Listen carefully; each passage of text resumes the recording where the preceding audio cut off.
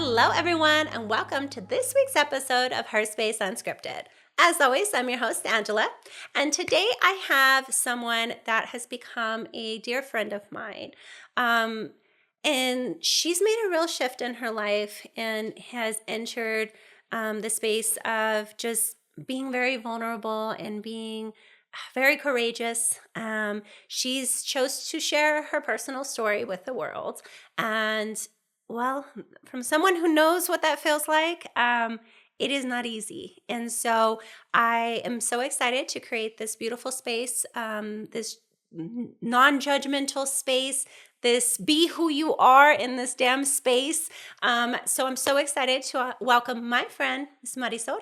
Welcome to HerSpace, Ms. Marisol. Oh, thank you so much. Thank you for inviting me. Of course. I'm so excited that you took me up on my offer to come. So we'll start with, we became friends, but we originally met as community advocates, I guess we would call it. You work with Save the Children, which is a global humanitarian organization. And so we did some work together with SCAN. How long have you been in that area? How long have you, because again, find it amazing. You do amazing things there. So how long has that been where you always kind of thought you were going to be, or what does that look like?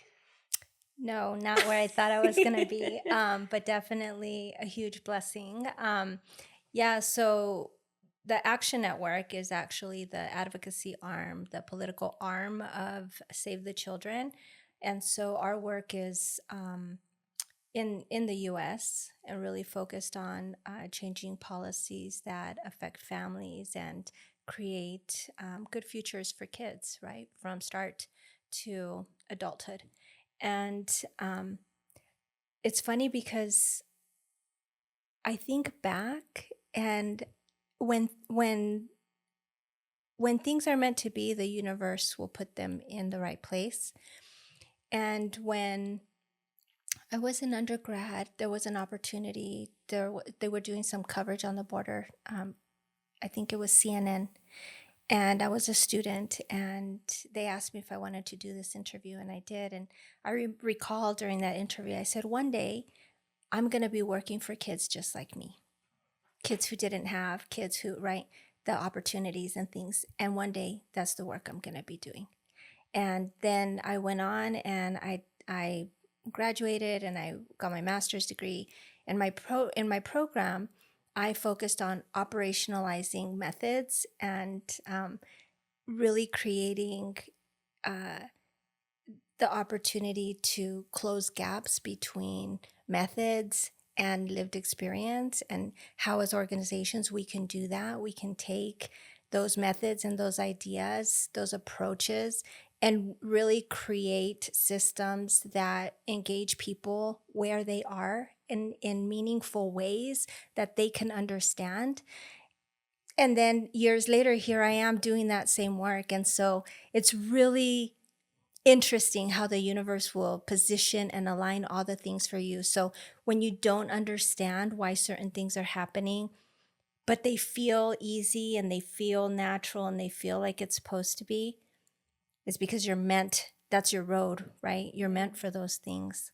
Oh, I love that. I love that. Because you and I have talked a lot. We believe kind of the same thing, like the universe aligns, God provides, whatever it is that you believe, however your belief is, somehow it just always kind of navigates itself to. And now, and I think that's why, like a long time ago, right, I stopped asking questions about like, why is this happening? Or why didn't that work out? Or, that was such a great idea. Why did it crash and burn? Right. But then it was like, okay. Yeah, I'm good with that. I got it. Like, I really did have to stop asking, because there was a point in time where I think I was self-sabotaging so freaking much by like pushing it. Like, no, this is a good friggin' idea. Yeah. And then it was like, in hindsight, maybe not so not. much, Yeah, not so yeah. much, you know. But I love that because I agree with that. I agree with that a lot. You know, I've always kind of been.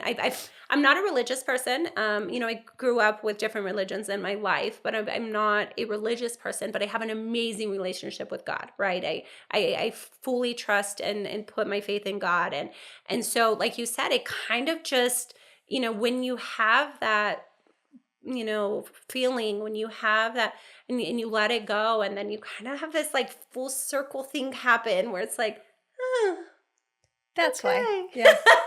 Yeah.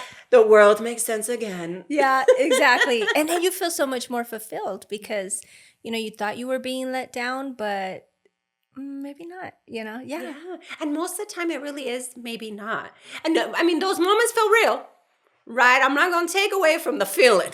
Cause girls, sometimes like I be feeling it. Yeah. Like I'm like, oh, that one hurt. Yeah. That one hurt. Yeah. But everything kind of set it up for the next thing, to the next thing, you know, to the next thing. Because I believe that in my whole areas, not just like my career, right? But like even my really shitty relationships, right? I have epic ones.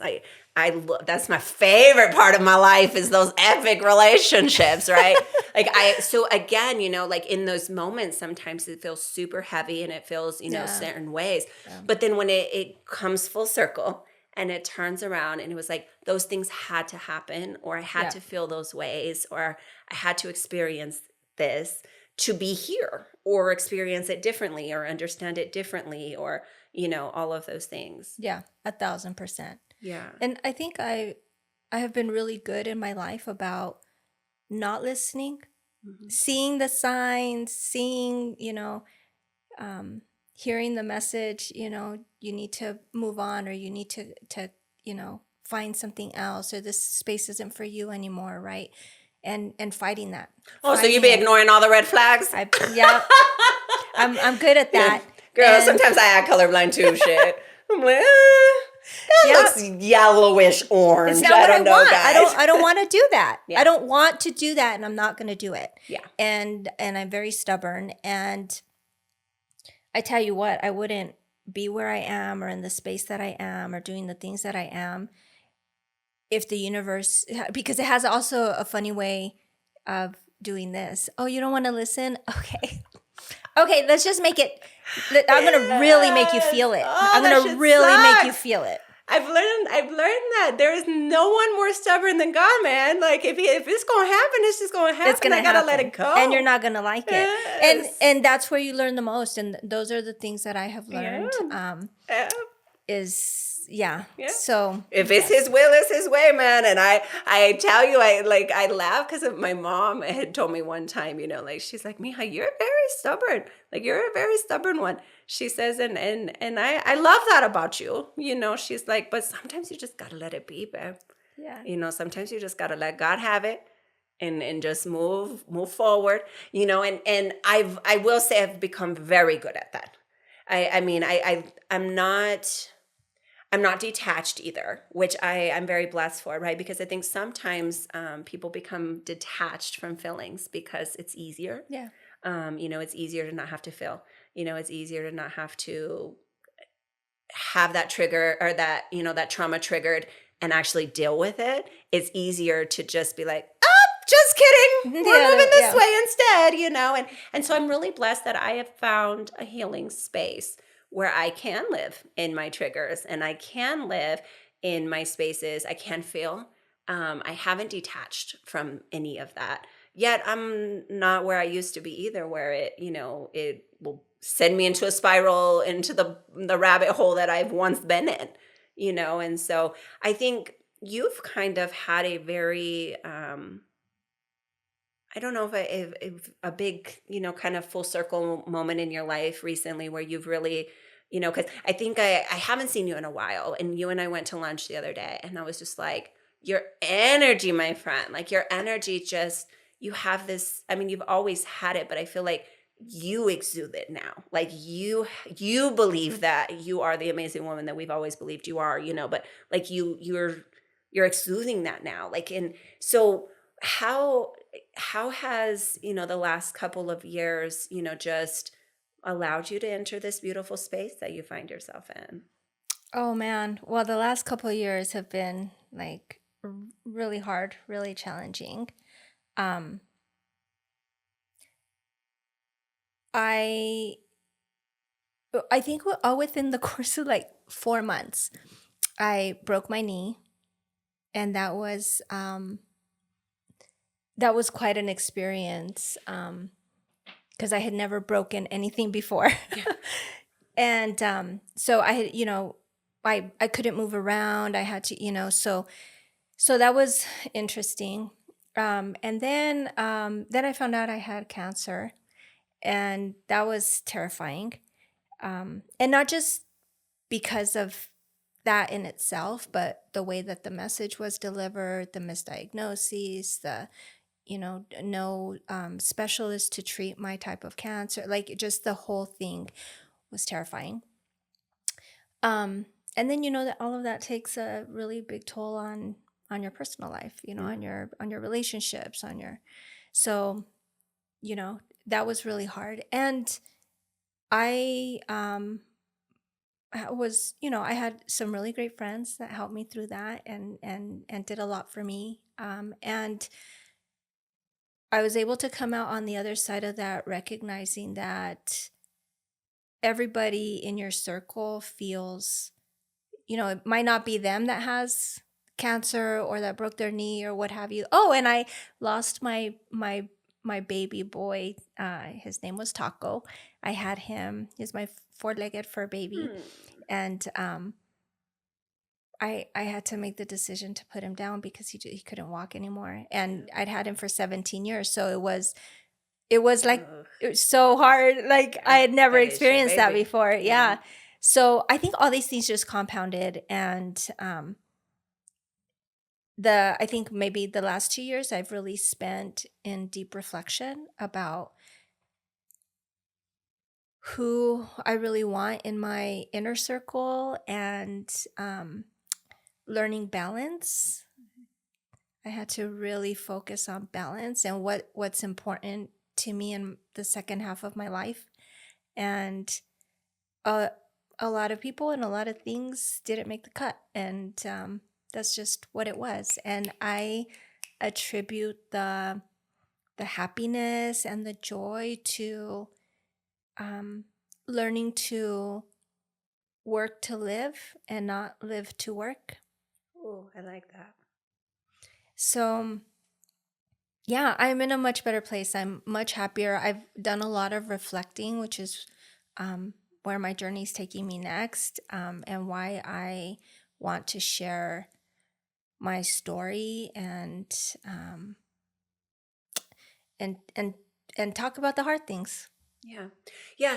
No, I love that you say that. Talk about the hard things, right? Because that is one of the reasons why we created said space, right? We created her space because we never really talk about the hard things. And so all of us sit there thinking that we're broken, thinking that we're the fucked up ones. Like there is no one that can have the thoughts and the shit happen and the God. things, Yeah. right? Like me. Like Yeah. I gotta be really screwed up. Like nobody says shit like I think, or like that's happened to me, or like I feel, or like, so I really have to be messed up. And then you start saying little things. I'm like, oh, I don't like my kids sometimes. Oh my God, what? Like you, and then the lady next to you is like, I don't really like my kids all the time either. I'm like, shut up. You don't either. And then the lady over there, yeah, bro, me neither. And then the lady over there, right? And then all of a sudden the whole room's like, yeah, there's been a lot of times I don't like them damn kids. Like, them kids are crazy. Like, sometimes I just don't like them damn kids, right? Yeah. And then now it was like, huh. I'm All not this alone. time, I thought I was the world's worst mom because I just need a break from them damn kids sometimes. Like, I just can't take it. Yep. And lo and behold, right? I wasn't the only one thinking Yeah. that. Or like you kind of said, life has a way of lifing, I tell my girls that at the center all the time, because they'll come in and they'll chat with me, and unfortunately it hasn't been as much as I used to get. And it's something I miss tremendously. But, like we would have those talks where like life was lifing for them. And, you know, when we don't talk about it, Yeah. it has a way of internalizing, right? Like it has a way of starting to eat at us. And like I was mentioning earlier, those spirals or, those rabbit holes. And those things are hard as hell to get out of. Yeah. They are hard as hell to get out of. And they require us to really sit with the heart. With the thoughts, Mm-hmm. with the feelings. Mm-hmm. Yeah, I'm not a feelings kind of person. So Mm-hmm. it's all been such a learning experience for me. Yeah. Um, yeah, and you're right. Like those behaviors, they stem from somewhere, Mm-hmm. Mm-hmm. and that's what I had to start digging up. Yeah. And And I'm the kid lady, right? So we all know that I'm gonna say it because that's where it's our childhood trauma, man. yeah, it's the little girl It in is me. the Yeah. little girl in us. It's the little boy in us. Yeah. It is that. And that's why I believe so much in what I do, right? Because there are a lot of fucked up adults because of what happened to us when we were kids. Yeah. Yeah. And there's a lot of rewiring that has to be done. Yep. There's a lot. That's why I'm the queen of therapy, y'all. Y'all already know. Like, go get you some therapy, because it is true. We are wired in the first 5 years of our lives Yep. to feel the way we're always going to feel, to think the ways we're always going to think. Relationships, whether we had them or didn't, how healthy they were or not. Yeah. Right? It is all a thing that Yeah. affects us all the way to our adulthood. Yeah.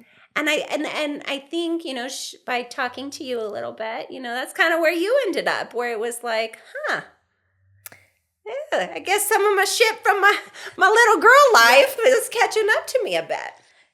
Yeah, and I had forgotten a lot of it, to be honest with you. Like, in my adulthood, what I realized that I do is I avoid uncomfortable spaces. So, I'm very opinionated. I think much less so now. Just in the course of the last like 3 or 4 years. But being very opinionated comes at the cost of people thinking you are something that you may not necessarily be, or not giving you the space to like really know you beyond that interaction, Mhm. And I think when I feel or sense conflict, I avoid at all costs. And it's in doing that I realize, when you don't do that and you come to the room anyway, right? You come to the meeting anyway, you go to the event anyway, knowing that there's someone there that maybe you pissed off or doesn't think highly of you or whatever it is, and you face that and you confront it, man, those courageous moments help you heal and help you become, if you will. And that's really, I think, the premise of my book is Because we're writing a book. Oh, yeah. There's that. Okay, I'm glad you made that tidbit because now I can say it. We're writing a book. Writing a book. What is our book about? Well, my book starts, well, gosh, there's so much to tell. I think I started because it's a people pleaser in me. I wanted a space where I could tell people, this is why I am who I am. This is why I'm opinionated, or this is why I have a strong character. This is to like validate that I'm okay. Like I'm a nice person. Yeah. As you are. And then when I started putting my story down and I would read it to my partner, and I couldn't stop the waterworks, and then I would remember things and I would say, man, I'm making myself cry, and you would say that's because, these are powerful things. Like, these are really strong moments that you went through. And by just putting them away, and not facing them and not dealing with them or not talking about them, not feeling heard, not feeling valued, it makes it all worse. And so my book really starts on a fence. And it starts on a fence and it ends on a fence, a real fence and a not so real fence. Mm-hmm. The real fence is really kind of where my life began. So my mom was about 7 months pregnant and was coming to visit her sister here in Las Cruces. And down in Sunland Park near the Old Sarco, there used to be an Old Sarco village. I don't know if you know that. There was a little bridge that people knew about, and so she came from Juarez across this little bridge and was going over a fence. She climbed over a fence, 7 months 7 months pregnant, man, and kind of got stuck up at the top of the fence. And a lady from nearby brought a chair and helped her down onto the other side. And I've reflected a lot over the years on her on top of that fence, between two worlds, two cultures, promise, because her thought was not for me to be born here. It was to come and visit her sister and to try something new, to be free from what her life was. And in my younger years, I had a lot of anger about that, and didn't have the tools, I guess, to understand that. And I realize now, I'm still on a fence. My life is still on a fence. Only now, when I reflect and I'll be doing this in my book, is it's not a curse. That fence is not a curse for me anymore like it used to be when I was young and when I was going through a lot of things. Now that fence is it gives me a prime view from both sides, from a life that I was spared, that my siblings were not, to a culture and a people that I love dearly, that are who I am, and if I turn and look the other way while I'm on that fence, I see opportunity. All the things I've been granted because I was born American by accident, that, again, my siblings weren't, So you really do have like a very vivid view of what differences could have been. And I used to hate when I would think about, the story that my parents, and I say parents because I had three. I was, because I was born American, I was raised in kinship care by my aunt and my uncle, who became my mom and dad. And I grew up with a lot of anger about, when I would see my friends, their moms pick them up from school, and I didn't have that. I didn't have my real parents. They didn't love me. They just gave me away. My mom, had a very challenging life of her own, a very challenging romantic relationship with a man, and she had to make some really tough decisions. She had 6 kids and couldn't feed us all and couldn't be the provider for us all, And while I don't want to tell my brother's story, parts of his story are mine too. And my brother grew up with a different family in the States, and I also knew him my whole life, but we didn't grow up together, And so I became angry at that, how could that be, and our lives were just so fragmented, and it's just such a journey. When I first went to school, it wasn't until 6th grade, because I was shuffled back and forth between here and Mexico, and I got to spend summers with my mom, but then that just made it more complicated when I came back. Um, so, as a kid, that was a lot. That was a lot for me. You said the first 5 years, that was a lot for me to go through. Yeah. And a lot of the things I forgot until I sat around with my siblings and they shared, hey, do you remember when you got lost in Juarez? And when, I didn't, but I do now. Oh, shit. So, it's heavy stuff. It's heavy stuff. And then to top it off, I thought I was rich here, compared to my life in Juarez. I thought I was rich here. I had my own bedroom. I had my own bed. I had an air conditioning. We had a refrigerator with food in it, Yeah. I thought I was rich until I learned English and I made friends and I went to a friend's house. I begged and begged and my mom let me go. And then I realized, shit, I'm poor here too. Oh. I'm poor here too. Then that just built the anger. Why? Why did life give me like all of the bad cards? I didn't know English well enough. I didn't know Spanish well enough, right? As an adult, I learned in the social justice world, I wasn't brown enough. I didn't fit the category, just all the things. And also I wasn't raised in the best neighborhood, right? Yeah. And I realized I didn't graduate high school. I got married before I graduated because my dad, who was my uncle, he used to bring me.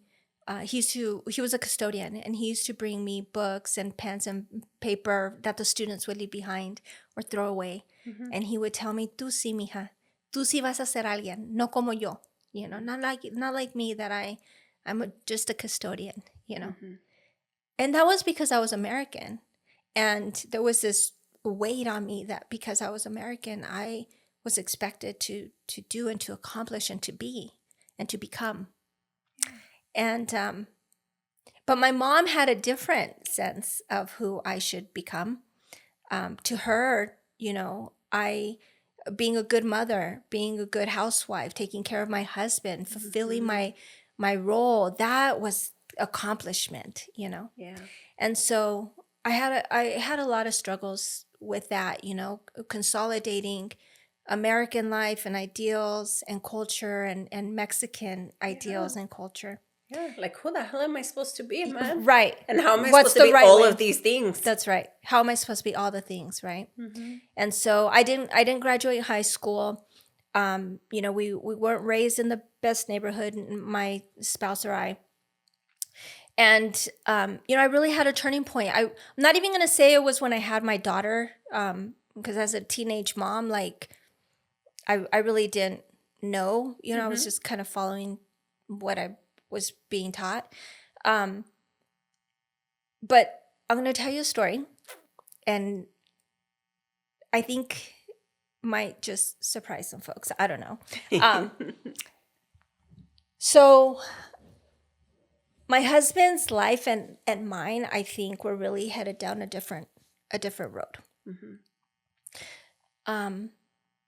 So when we were kids, because we were kids, 17 years old, we were kids, but we were married. Got married at 17 too, girl. I get it.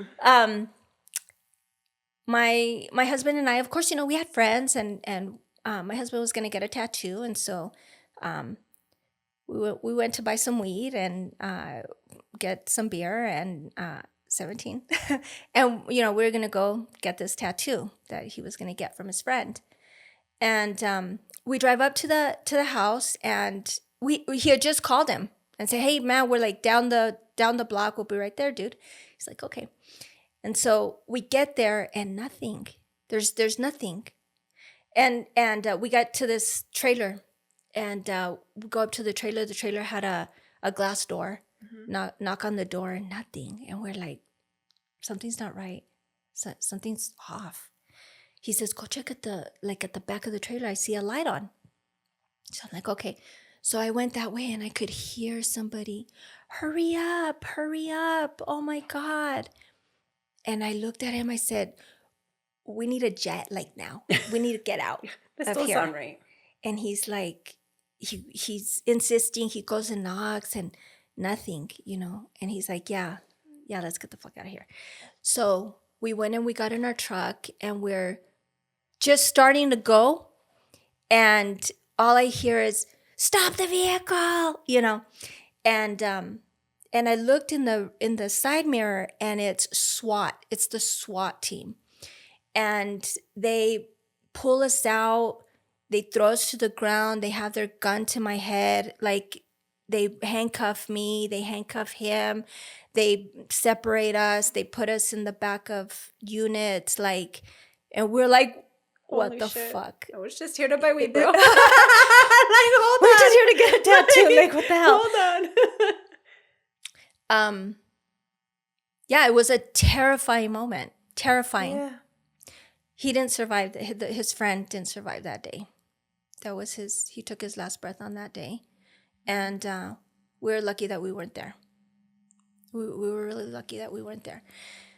And, you know, that was our trajectory for life. My husband's brother spent, he was murdered on Loman Avenue a couple years ago.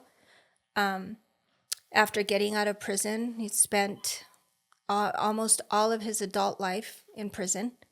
And that was, my husband, you know, had his own troubles, and that was the life we were going to live. I think that's a path from our neighborhoods that most people do end up going down. And a lot of our friends didn't make it. Yeah. And did go to prison. And we have a friend who unfortunately ended his own life because when he got out of prison, he didn't know what to do. Yeah. You know, he didn't know what to do. And so that was the life we were headed towards, you know. Yeah. And that day when that SWAT incident happened, I had to call my mother-in-law from the jail. Oof. You know, Fun phone call. Yeah. And it was I think it was really that moment that I thought, we can't have this life for our daughter. This can't be the life that we give her, you know? Yeah. And it was, I think, that moment when we realized we needed to do better. But how? That part. How? It's easy to say you want or you need to, but how? How? Especially if it's never been modeled, you've never really seen it, you don't really know what that looks like. How? So we started with our GEDs.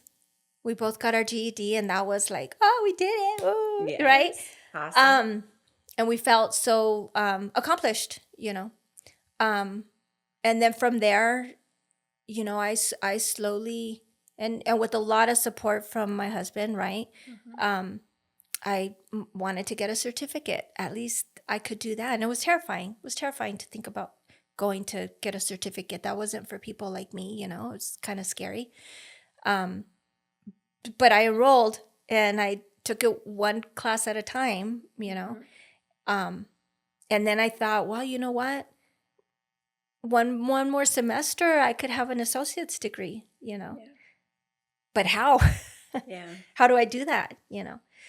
Well, I figured it out. And then after that, I thought, well, I could go to the main university. But how am I going to do that? You know, I have a baby, I have to work, I have all these things. And I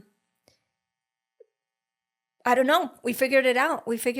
And before you knew it, I was graduating from a graduate program with a master's degree. So I wanna touch a little bit more on that though, the how. Because I think that a lot of times that's the part that we kind of all breeze over is how we found our how. I don't know if it's because for me, I breeze over my how because one, it all was a blur, if I'm being honest. Like the how, like the figuring it out part, it just was a blur. Like one big ass blur. And then also it was hard. That was hard. You know, and so I don't know how did you how? Like, because you're like, well, I went to do this and I was scared and how? But then I did it. what was that in between thoughts, or what was that in between action that allowed your brain to say, how? This is not possible. I cannot do this, to taking the jump, taking the leap, and fucking doing And it. doing it. Like, what was that like for you? Because you had a lot of moments right now where you just said, how, yet there we go, andale, there we go, the next Yeah. one, the next one. Yeah. So what in your mind allowed you to figure out your how and like take that leap that and I'm being honest, right? Where I'm not even saying it just because of the people I know. Statistically, Yeah. people don't take the leap. Yep. People don't actually try to figure out the how. Yeah, I know how. I know the exact reason. And it's because, again, I said the universe, right? Put women in my life at the right place at the right time. It was those women that believed in me when I didn't believe in myself. Like, how me? I'm not smart enough to do that, you know? I can't do that. I'm not like, how I can't contribute like this person can. We had a moment like that today, right? Yeah. And that's something I learned young, you know. I don't measure up to this person or that person, or I don't, you know. But it's these women that were placed in my life that have supported me in tough and challenging times, who believed in me more than I did myself.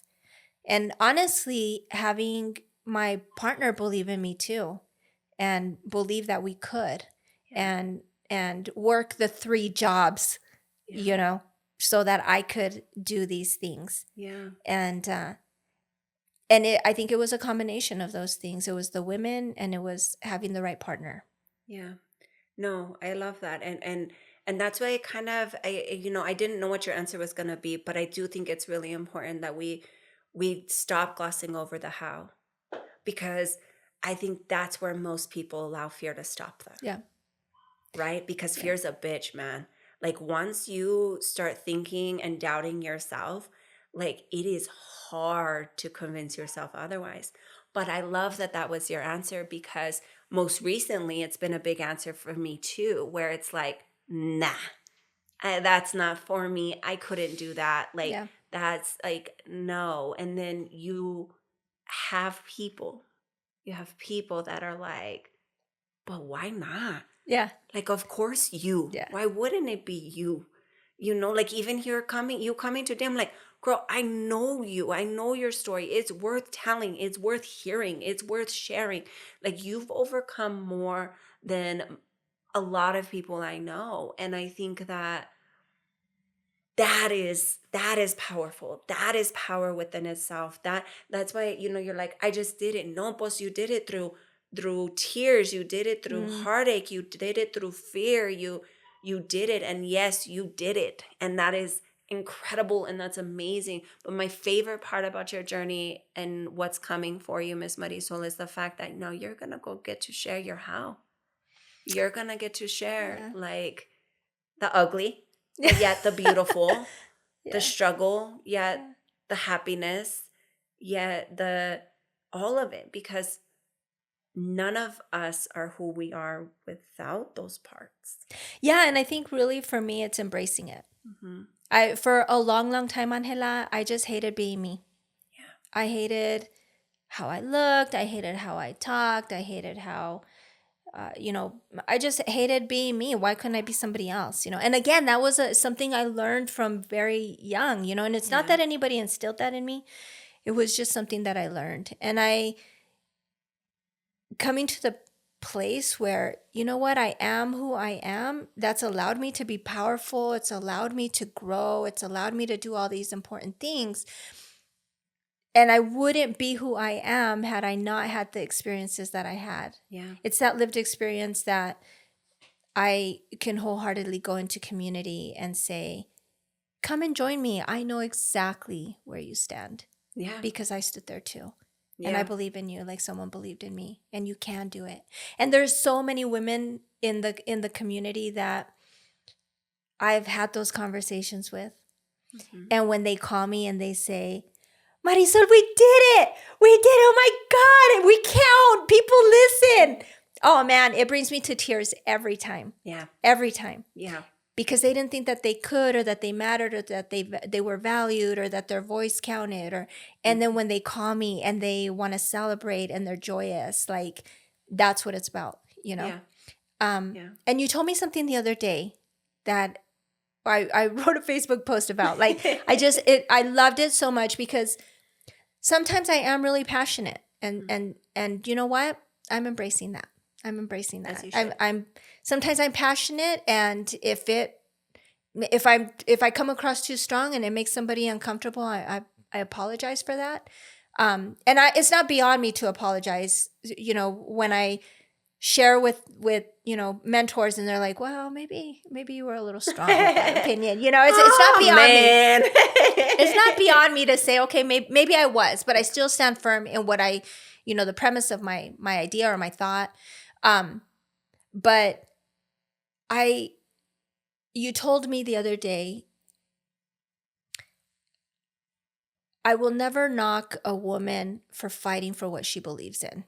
I may not agree with what, her platform she stands on, or her idea that she's, talking about, but I will never knock a woman for fighting for what she believes in. Mm-hmm. And man, that resonated with me. I needed to hear that in that moment, right? I've had many, many women in my life too that have torn me down and mm-hmm. torn me to pieces. I remember one specifically one time, like my mom really taught us that we always need to go out, in your best, even mm-hmm. if your best isn't somebody else's. Comb your hair, put your makeup on, look your best, feel mm-hmm. your best.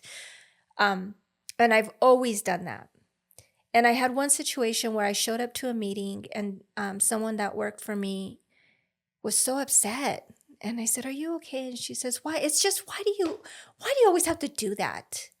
And I said, do what? I literally just showed up. Yeah. Do what? Why do you always have to be extra? Boy.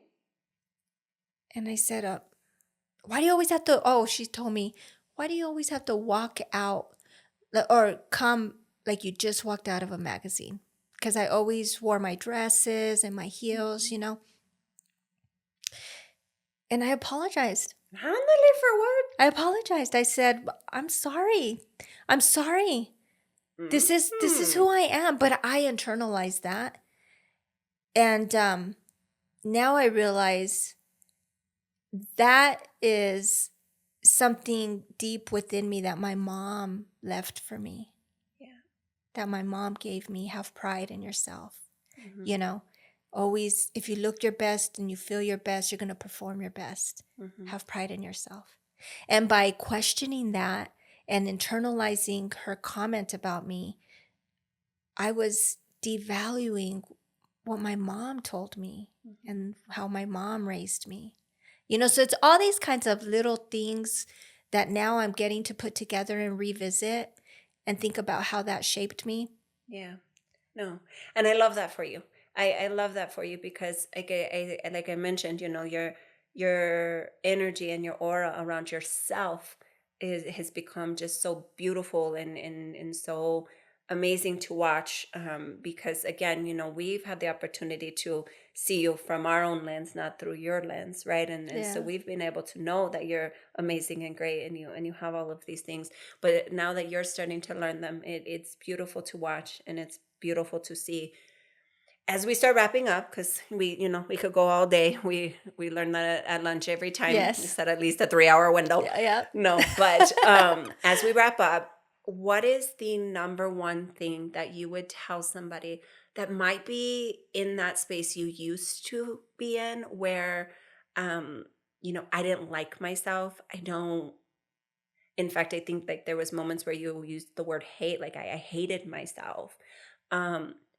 What would you tell that woman today that are using those same thoughts as you once had? Oof. Yeah, put you on the spot on this Yeah. I'm not one to give advice. one. I know, but you I'm are not also one a to give woman of advice. words. I tell you, anything I need written, I'm like, Marisol, she got the words. Oh, girl. So I believe these words are going to Yeah. be it. Go ahead, girl. Let me tell you how I got the words. There Yeah. was a time in my life when, when I entered the professional realm, and I heard a colleague talking, and she was saying, "Oh, this report's really anemic," and or just, "Oh, I'm regurgitating the same," and I had never heard somebody using language in that way. Yeah. It wasn't part of the way I spoke. Mm-hmm. And I took it upon myself I said, you know what? I want to be smart like that. Mm-hmm. I want to be smart like her. Mm-hmm. And I would go home every day and when we would go to meetings, I'd write down words. Mm-hmm. And then I would go home and read the dictionary and memorize words and try to use those words in meeting spaces and, so that I could be someone, right? So that I could be smart. So people would think I was smart. Mm-hmm. And, again, I'm not anyone to give advice, but the number one thing I think that I would tell women is you are wholeheartedly already complete. You are already complete. You'll learn over time. You'll find what you're passionate about. You'll do all those things. But you don't need external validation. You're already perfect as you are.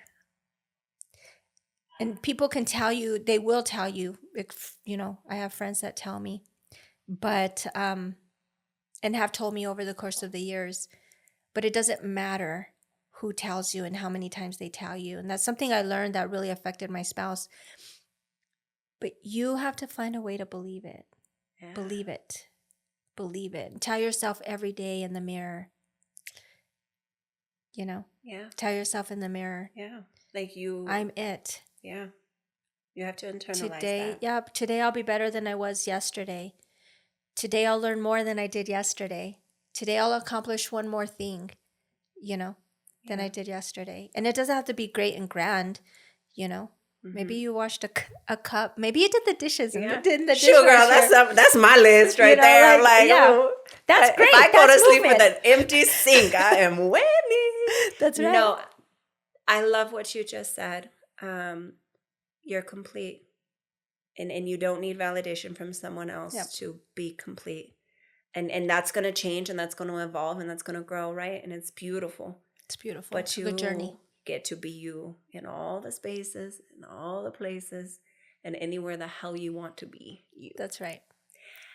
I love it. I love that you are, I can't wait for the book. I can't wait for all the next steps in your beautiful journey, my friend. And thank you for coming and being vulnerable and having a conversation with me. I really, really, really appreciate you. Sorry it was so heavy. No, that's what it, no. Sometimes that's what it needs to be, right? Because again, we sometimes we focus too much on the other parts and not enough on the heavy. So I appreciate you bringing the heavy and bringing the vulnerability, and letting me create a space that lets you do that. Thanks. Thank you for inviting me. Of course. And thank you for tuning in. Like, share, comment, do all the things, and we'll see you next time.